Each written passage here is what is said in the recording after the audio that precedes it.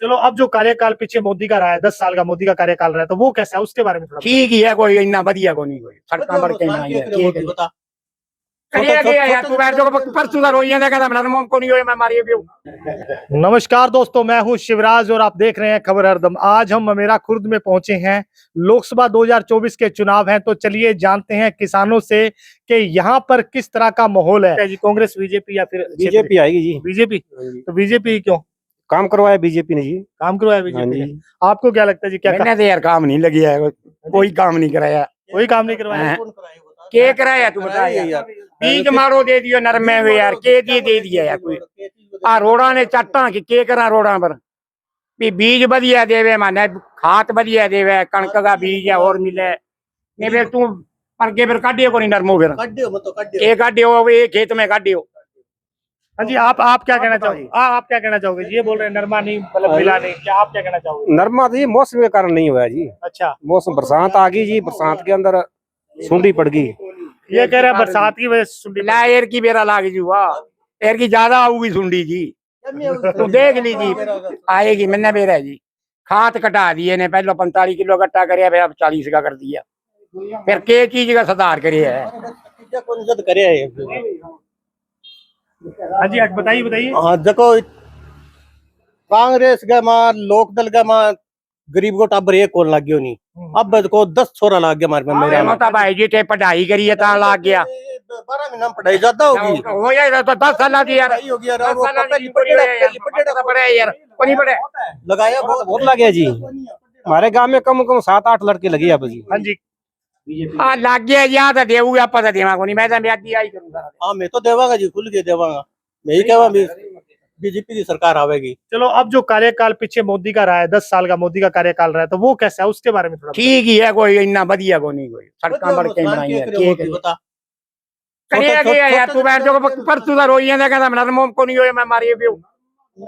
अब करेगे मेरा चंगा एर की काट ली बीज ना बदलू नरमो होवे ही को नहीं।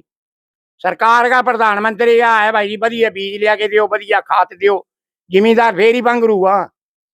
एर की ठंड पड़ गई थोड़ी जी कणक ज्यादा होगी जिम्मेदार कहता मोदी मोदी काट दूं एर की खोदी। हाँ जी, आगे कहते ਤੁਸੀਂ ਕੀ ਕਹੋਗੇ ਜੀ ਇਹਨੂੰ ਲੈ ਕੇ?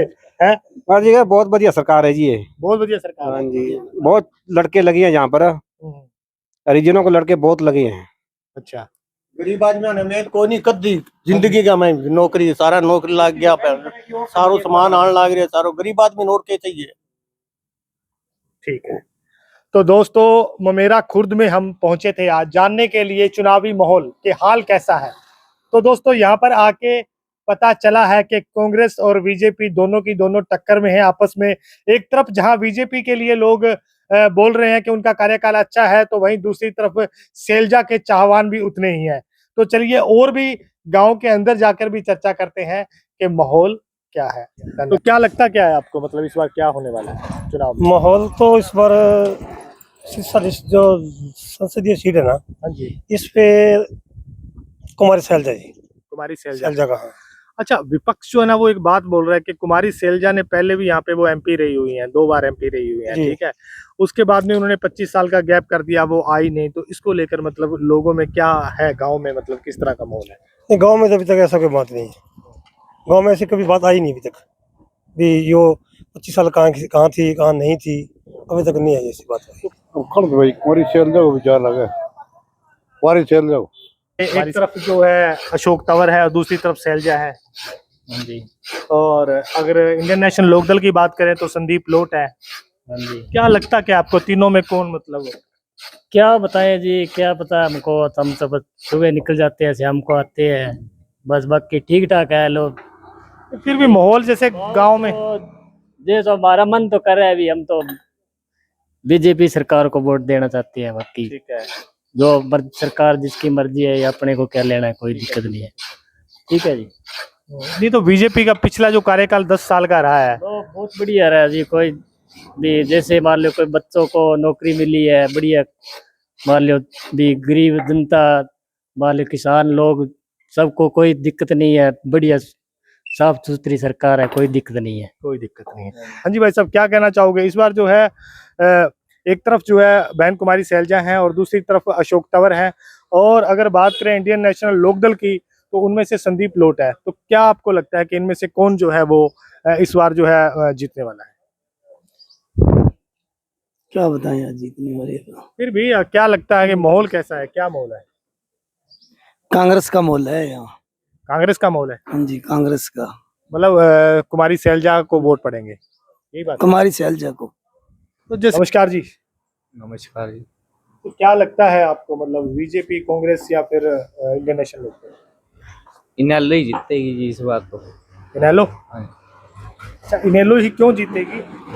क्यों ये आई गड़ी हो ही जाती है अपनी ये नहीं, लोकसभा में तो मतलब वो आते नहीं है ना, विधानसभा में आते हैं इंडियन नेशनल लोकदल। नहीं वैसे वो बढ़िया काम कर दे ही है हमें ता करके। अच्छा, कौन करता जी बढ़िया काम?